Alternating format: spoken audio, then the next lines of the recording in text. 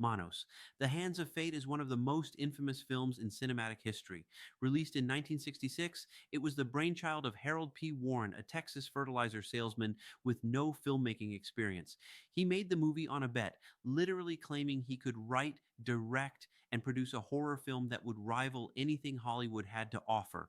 What he created instead is a masterpiece of ineptitude that has become a cult legend. The story centers around a young family, a husband named Michael, his wife Margaret, and their daughter Debbie, who get lost on a road trip and stumble upon a remote house in the desert.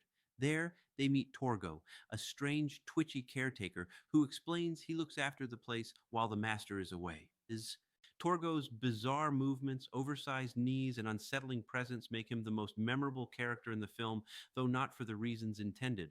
Soon the family meets the master, a robe wearing cult leader with a hypnotic stare, and an army of wives who sleep in the yard. He worships the dark deity known as Manos, the god of primal hands. What follows is a surreal spiral into captivity, madness, and implied doom, culminating in Michael becoming the new caretaker, trapped in the same bizarre cycle. The plot is minimal, the pacing is excruciatingly slow, and the script is riddled with awkward pauses and repetitive dialogue.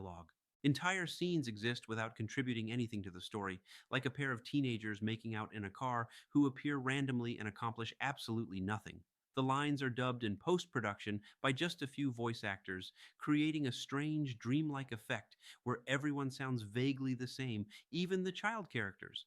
The film was shot on a tiny budget using a hand wound 16mm camera that could only record 32 seconds at a time. There was no synchronized sound, lighting was poor, camera work was shaky, dialogue was often drowned out by ambient noise or dubbed without matching lips. The actors were unpaid locals, props were homemade, wardrobe decisions were bizarre. The cult robes had giant red hands sewn on them.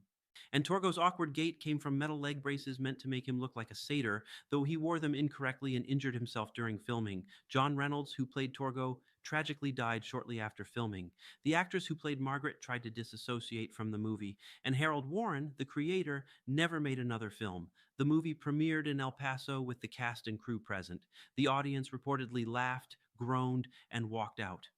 For decades, the film disappeared into obscurity until it was rediscovered by Mystery Science Theater 3000 in the 1990s.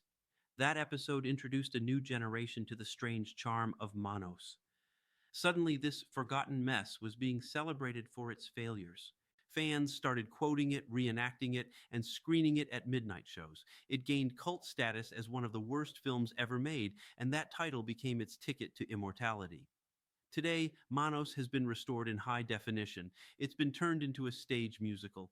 A sequel has been made. There's even a video game. The Master and Torgo have become icons in the world of bad cinema. But more than that, the film is a time capsule, an earnest, clueless attempt at making art with no money, no training, and no plan. Manos, The Hands of Fate, is a disaster, but it's a beautiful, unforgettable, one of a kind disaster. And in a world full of polished, forgettable blockbusters, maybe that's something worth celebrating.